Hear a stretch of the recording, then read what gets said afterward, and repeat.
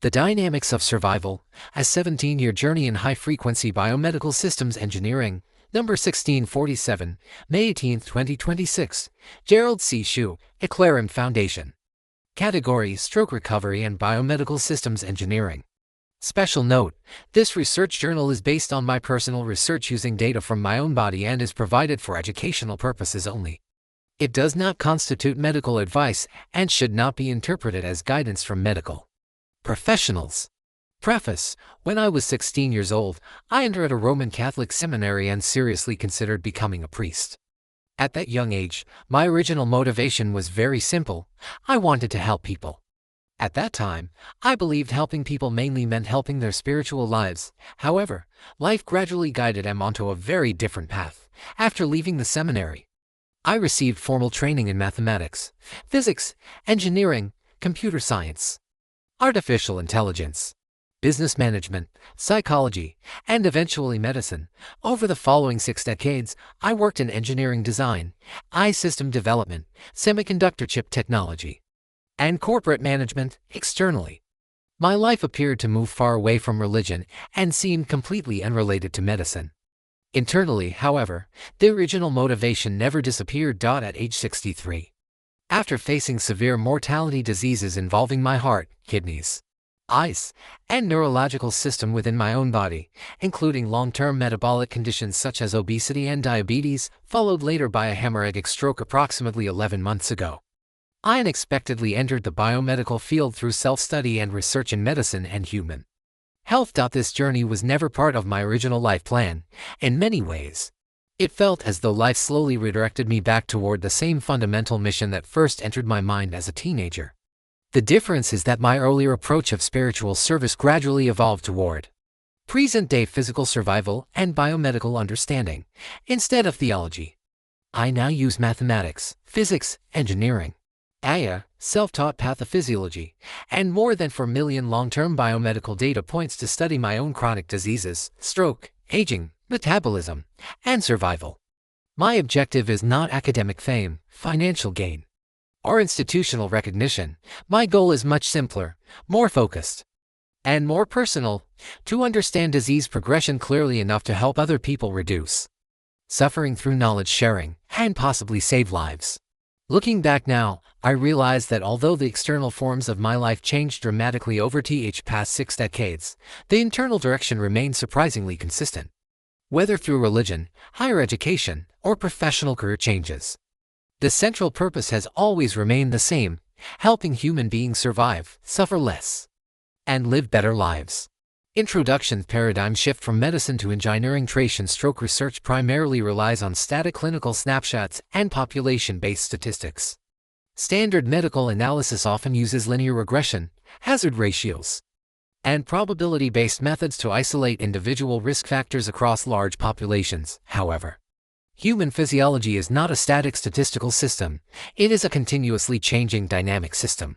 Traditional medicine frequently analyzes glucose, blood pressure, lipids, and vascular conditions separately. In addition, sparse clinical measurements may completely miss short-duration physiological excursions that can produce significant vascular stress. For example, a patient may show a normal daily average blood pressure while still experiencing several dangerous short-duration hypertensive spikes capable of damaging weakened blood vessels, similar to my recent hemorrhagic stroke event on June 21, 2025.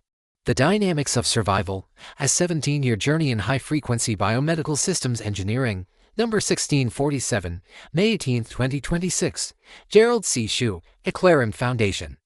Category: Stroke Recovery and Biomedical Systems Engineering.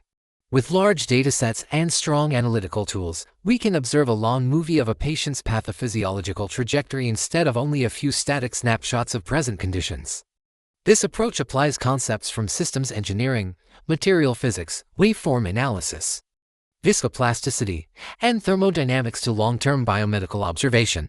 Methodology of frequency waveform sensing versus clinical snapshotting. For the past 17 years, my medical research methodology has rejected sparse clinical observations in favor of dense, continuous sampling. Certain primary biomarkers and key lifestyle details were collected approximately between 20 to 100 times daily. Given my academic background in dynamic systems, behavior at Iowa, MIT, Columbia, and UC Berkeley. This high-frequency sampling was not driven by fear or health anxiety. It was treated as an engineering requirement for accurate signal capture. Average values can hide dangerous transient events.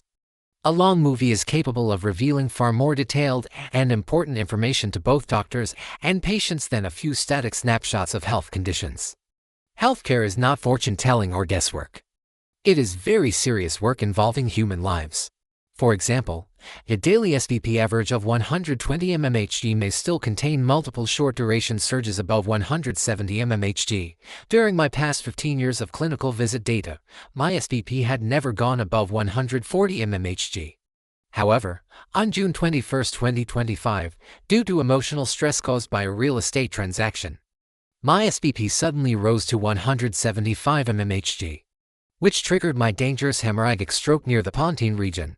Similarly, a relatively stable HbA1 cough, 6.5%, may still hide large glucose oscillations occurring throughout the day. In particular, during the period from 1990 through 2009, my diabetes was treated mainly with medications alone without significant lifestyle adjustments. My prolonged hyperglycemia eventually caused approximately 91% of my brain's small blood vessel calcification. This became the underlying structural damage that later contributed to my hemorrhagic stroke in 2005. The engineering concept of a safety margin is perfectly illustrated here.